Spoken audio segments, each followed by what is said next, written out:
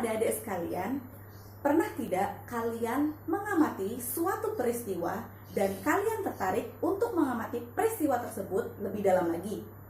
Atau pernah tidak kalian mengalami atau menemukan sebuah kejadian seperti pada gambar di samping?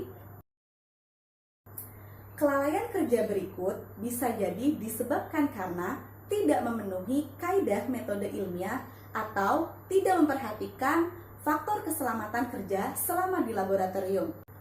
Lantas, apa saja langkah-langkah dari metode ilmiah dan apa saja yang harus diperhatikan selama bekerja di dalam laboratorium?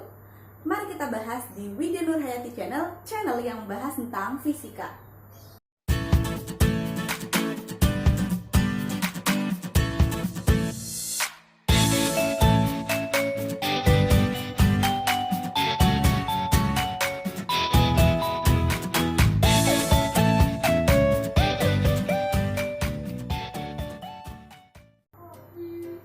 Assalamualaikum warahmatullahi wabarakatuh.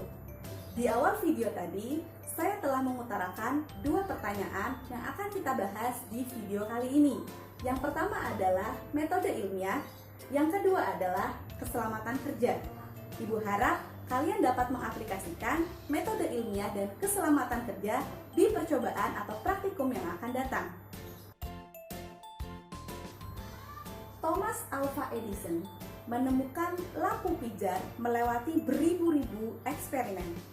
Ia berhasil menemukan sistem penerangan listrik di tahun 1879. Saat ini, lampu pijar dapat dinikmati oleh manusia untuk menikmati malam harinya tanpa terlarut dalam gelap gulita. Dalam menciptakan penemuannya, Thomas Alva Edison tentunya melakukan percobaan melalui prosedur pemecahan masalah secara matematis dan empiris yang disebut sebagai metode ilmiah. Maka dari itu, dapat disimpulkan bahwa metode ilmiah adalah proses belajar untuk memecahkan masalah secara matematis, empiris, dan terkontrol. Berikut langkah-langkah metode ilmiah. Yang pertama, menemukan masalah atau melaksanakan pengamatan. Misalnya, Thomas Alva Edison mengalami keresahan dalam menemukan penerangan yang murah dan bisa dipergunakan dalam jangka waktu yang lama. Langkah yang kedua yaitu merumuskan masalah. Rumusan masalah dapat berupa pertanyaan-pertanyaan yang dibuat dengan menggunakan patokan 5W plus 1H, yaitu what, who, when, where, why, dan how, yang dalam bahasa Indonesia berarti apa, siapa, kapan, di mana, mengapa, dan bagaimana. Contoh dari merumuskan masalah yaitu bagaimana Thomas Alva Edison dapat menciptakan bola lampu pijar. Langkah yang ketiga yaitu mengumpulkan informasi atau melakukan kajian pustaka. Setelah merumuskan masalah, ilmuwan melakukan studi pustaka untuk mempelajari penelitian yang dahulu dengan harapan memperoleh cara-cara yang lebih baik. Contoh dalam hal ini, Thomas Alva Edison bukanlah perintis pertama penemu lampu pijar. Sebenarnya sudah ada penemu-penemu yang lain yang berhasil menciptakan bola lampu. Akan tetapi, penemuan sebelumnya bisa dibilang sangatlah mahal dan bagian kawat yang mudah terbakar.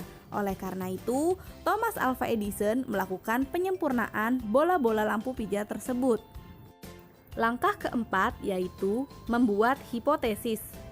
Hipotesis merupakan jawaban sementara dari masalah yang diteliti sehingga kebenarannya harus diuji secara empiris. Melanjutkan kasus tadi, contoh hipotesis yaitu kawat wolfram yang harganya tidak terlalu mahal yang terbungkus oleh lapisan kaca yang kedap akan udara bisa bertahan lama dan tidak mudah terbakar. Langkah kelima dari metode ilmiah yaitu melakukan eksperimen atau percobaan. Setelah membuat hipotesis, langkah selanjutnya adalah menguji hipotesis. Hipotesis yang sudah diuji kebenarannya disebut sebagai teori. Dengan melakukan eksperimen ilmiah, Thomas Alva Edison dapat memperoleh data atau informasi yang diperlukan untuk menjawab pertanyaan-pertanyaan penelitian. Langkah keenam yaitu melakukan analisis data.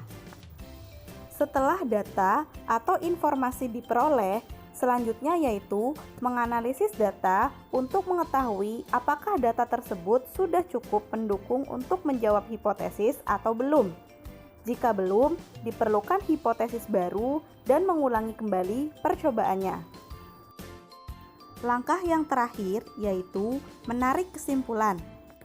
Menarik kesimpulan yaitu meringkas analisis data yang menghubungkan hasil eksperimen dengan hipotesis.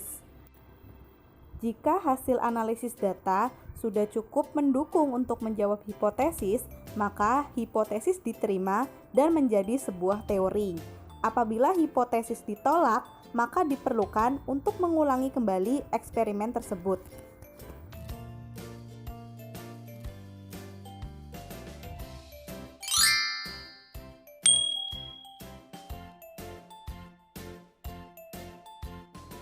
Peraturan keamanan laboratorium harus diikuti agar eksperimen yang dilakukan berjalan dengan aman. Aturan-aturan keselamatan umum antara lain: 1. Baca dan ikuti setiap petunjuk dengan tepat. 2. Jangan pernah melakukan kegiatan yang tidak diizinkan oleh guru. 3. Jangan pernah menggunakan peralatan tanpa seizin guru. 4. Selalu berhati-hati untuk tidak menumpahkan bahan-bahan di dalam laboratorium. 5. Jangan makan di dalam laboratorium. 6. Cuci tangan sebelum dan sesudah melakukan eksperimen. 7. Bersihkan daerah kerja dan letakkan kembali semua peralatan ke tempat semula. Dan 8. Padamkan semua pembakar sebelum meninggalkan laboratorium. Selanjutnya, aturan-aturan keselamatan mata. Yang pertama, gunakan kacamata pelindung. 2. Bilas mata dengan air jika terjadi kontak antara mata dengan zat-zat kimia. Selanjutnya, aturan keselamatan terhadap benda panas. Pertama, ikuti prosedur ketika menyalakan pembakar bunsen. 2. Gunakan jepitan atau tang dan pemegang tabung uji atau dengan sarung tangan tahan api. Yang ketiga, selalu arahkan tabung uji atau botol uji menjauhi diri sendiri dan teman kerja. Selanjutnya, aturan keselamatan terhadap api. 1. Jangan memanaskan pelarut-pelarut yang dapat terbakar secara langsung. 2. Pahami lokasi dan cara menggunakan alat pemadam kebakaran dan baju tahan api. Selanjutnya, aturan keselamatan terhadap peralatan mudah pecah. Yang pertama, jangan menggunakan alat mudah pecah yang sudah retak atau gampil. 2. Jangan memaksa saat memasang tabung kaca ke penjepit berkaret. 3. Jangan memanaskan alat mudah pecah yang belum benar-benar kering. Dan yang keempat, gunakan sarung tangan tahan panas untuk mengangkat alat mudah pecah. Selanjutnya, aturan keselamatan terhadap listrik. Yang pertama, pastikan tangan dan bangku kering sebelum menggunakan alat-alat listrik. 2.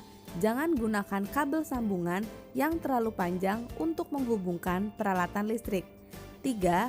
Putus sumber daya ketika ingin mengubah atau menyetel ulang rangkaian-rangkaian listrik.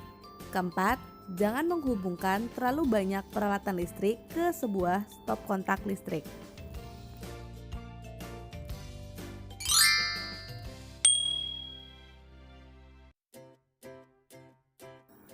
Lambang bahaya dapat menjadi peringatan dari bahaya bahan-bahan kimia dan peralatan tertentu. Lambang yang pertama adalah lambang mudah terbakar. Bahan ini mudah menyala dan terbakar. Lambang yang kedua adalah lambang bahan beracun. Bahan ini beracun ketika dihirup, ditelan, atau diserap oleh kulit. Selanjutnya, lambang bahan oksidator. Bahan ini bersifat pengoksidasi, dapat menyebabkan kebakaran dengan menghasilkan panas saat kontak dengan bahan organik, bahan produksi, dan lain-lain. Berikutnya adalah lambang bahan iritasi. Bahan ini mengiritasi kulit.